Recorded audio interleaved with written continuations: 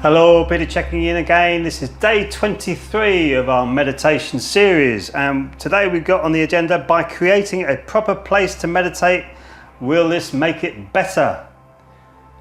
Yes. Yes, it will. As you can see, we use salt lamps. Salt lamps help to clear the air.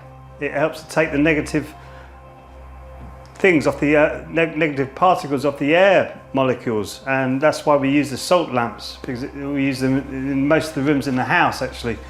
It's very good for that calming atmosphere. When we first started using salt lamps, came in on a hot summer's day, we couldn't believe the change of the atmosphere in the room when we walked into it, so we got them everywhere. So calmer lighting, nice atmosphere, nice cushions to sit on, nice place to be, soothing music.